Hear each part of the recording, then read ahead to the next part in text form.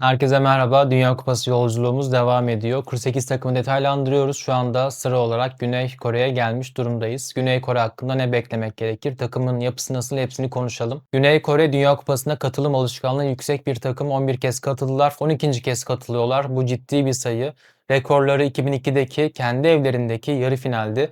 O kupadaki yarı finale kadar gelirken performansları iyi gözükebilir. Gus Hiddink önderliğinde iyi bir performansları var denebilir ama pek çok skandal vardı. İspanya maçı, İtalya maçı büyük rezillikler yaşanmıştı. Hakemin gösterdiği performans çok konuşulmuştu. Bütün bunlara hakimiz çünkü Dünya Kupası programı da yapıyorum HT Spor'da. HT Spor'un YouTube hesabında oynatma listelerinden 2026 Dünya Kupası yolunda programından bakabilirsiniz. Bütün geçmiş Dünya Kupalarının hepsini konuştuk. Güney Kore'nin de 2002 dönemi performansına geniş bir yer ayırmıştık. Güney Kore katılım anlamında buraların takımı. Asya'nın zaten bu açıdan lideri ve rekortmeni Güney Kore. Düzenli olarak her turnuvada yer alıyorlar. 2022'de Portekiz'i yenmeyi başardılar. 2010'da gruptan çıkmayı başardılar. 2018'de Almanya'yı yendiler, gruptan çıkamadılar. Her turnuvada şunu gösterdi Güney Kore bize. Bir tane büyük maç kazanan bir takım var. Belki gruplarından dolayı böyle bir ülke yok. Bu ülkeler arasında Meksika belki buna girebilir. Her turnuvada dikkat çekme olayını belki Meksika'yı yenerek yapabilirler Güney Koreliler. Onların ikinci maçı Meksika'ya karşı olacak. Oradaki bir galibiyet bütün dikkatleri üzerine çekebilir. Güney Kore'nin geçmişine bakarsak 3 kez gruptan çıkmayı başardılar. Biri yarı final, ikisi son 16 turu olmak üzere 3 kez bunu başardılar. Bu kez yine bunu yapmak isteyecekler. Takımın hocası Hong'a bakalım. 2002 kadrosunun kaptanıydı Hong. Kadroda olan bir isimdi. 2014 Dünya Kupası'nda da takımdaydı. Şimdi ikinci dönemi bir kez daha ülkenin başına hocalığa geçmeyi başardı. 2014'te çok kötülerdi. Yalnızca 1 puan alarak elendiler. Gruptan çıkamadılar. Tepki vardı o dönemde. Sonrasında 2021'de 2 kez üst üste Güney Kore Ligi'ni kazandı. Ulusan'ı 17 yıl sonra şampiyon yaptı hoca Hong. Bunu yapınca tekrar Dünya Kupası yolu açıldı. Milli takım yolu açıldı kendisine. Elemeleri kayıpsız kapattılar. Bunu başaran tek takım oldular. 10 maçta 6 galibiyetle geliyorlar. Mağlubiyetleri hiç olmadı. 86'dan beri bütün Dünya Kupası'na katıldı Güney Kore. Buralarda olmayı çok iyi bilen bir takım söz konusu. Elemelerde ise biraz yapı değiştirmeye başladılar. 4-4-2 yapısı vardı. Sonrasında bu yerini 5-4-1'e geçti son dönemlerde. Turnuvayı da 5-4-1 şeklinde geçirmelerini bekliyorum. Takımın kadro yapısına bakalım. Bu şekilde bir kadro oluşturdum. Benim geniş kadrom bu şekilde. Açıkçası hocanın getirdiği şey de şu oluyor takıma. 2002 ruhunu kazandırmak istiyorlar. 3 tane süper yıldız var bu kadroda. Güçlü Avrupa tabanı söz konusu. Heung-min Son, Lee Kang-in, Kim Min-jae 3 tane çok değerli, çok önemli oyuncuya sahipler. 5-4-1 sıkı, defansif bir yapı bize vaat ediyor. Bu takımın biraz kadro yapılanmasına bakalım. Evet, kalede Woo Ju'yu görmeyi bekliyorum. Ulsan kaptanı çok istikrarlı bir kaleci. Güney Kore Ligi'ni domine eden isimlerden biri. 2018 ve 2022'de Dünya Kupası kadrosunda yer almıştı. Tecrübeli bir kaleci. Sol bek Ta Sayoko göreceğiz sol bekte. Mainz oyuncusu. Ben çok beğeniyorum onu. Hücuma eğimi olan bir kanat bek. Onun yanında Ju Sung olması bekliyorum. Seul takımında oynayan Güney Kore Ligi'nin yıldız stoperi ve yanındaysa Kim Min-jae. Bu takımın olmazsa olmazı müthiş bir oyuncu. Yine çok iyi bir sezon geçirdi Bundesliga'da. Bayern Münih'in şampiyonluğundaki değerli oyunculardan biriydi. Takımın en özel oyunculardan biri. Onun liderliğine büyük bir ihtiyaç duyacaklardır. Çok iyi bir turnuva geçirmek zorunda. Sağ stoperde Yoo-min bekliyorum. Yoo-min takımın biraz düşük seviyeli oyuncusu. Bunu söylemekte bir sıkıntı görmüyorum. Birleşik Arap Emirlikleri Ligi'nde oynuyor. Çok evet düşük bir seviyeye sahip. Orada bir sorun yaşayabilirler. Belki yedek oyuncu olarak yazdığım Wook Park'ı ilk 11'de kullanabilirler. Bunu göreceğiz. Hong'un tercihlerini göreceğiz. Sağ bekte ise Yong Wo'yu bekliyorum. Kanat bek gibi oynayan Ulsan'ın özel oyuncusu Yong-woo. Yani iki bek biraz ofansif. Zaten beşli bir yapı kullanıyorsanız da bekleri biraz daha ofansif kullanmak mantıklıdır. İki bekin de hücuma sık sık katkı vermesi muhtemel gözüküyor.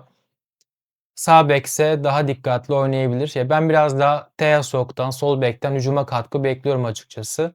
Takımın starlarından birine geldik. Lee Kang-in. Paris Saint-Germain'in belki yedeği ama şampiyon yedeği. Pek çok maçta süre aldı. Şampiyonlar Ligi'nde 10 maçta forma giydi. Bu takım için değerli bir oyuncu. İlk 11'de oynayacaktır mutlaka. Lee Kang-in'in burada vereceği katkıyı ben çok değerli buluyorum. Form eğer yüksek olursa, yüksek bir formla oynarsa Güney Kore'nin hücumlarının karar vericisi, şekillendiricisi olabilir. Jin Seop orta saha oyuncusu. Güney Kore Ligi'nde Suwon'da oynuyor. İki yönlü oyuncu rolünü üstlenen isim diyebiliriz onun için. Yanındaki isim ise Hyokgu. Sanırım böyle okunuyor. Hyokgu. İlginç bir kariyeri var. Karlsruhe'de Bundesliga 2'de oynuyor.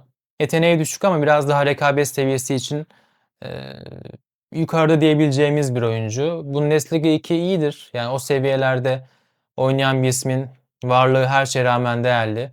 Orta sahanın biri Bundesliga 2, diğeri Güney Kore Ligi. Seviye biraz düşük. Bunu söylemek gerekir. Sağ stoper ve merkez orta sahalarında biraz sorunlar yaşayabilir gibi gözüküyor Güney Kore. Belki biraz daha merkezi güçlendirmek adına 5-4-1 yerine daha kalabalık bir merkez 4-5-1 de kullanılabilir. Neler olacağını göreceğiz ama bu orta saha beni biraz şüpheye sokuyor başarı özelinde.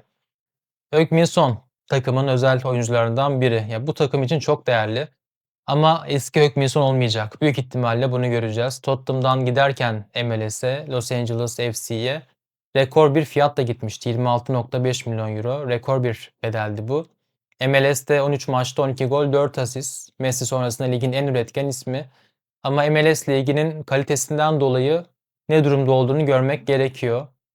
Yine de her şeye rağmen özel bir oyuncu ve son Dünya Kupası'nı oynayacak muhtemelen.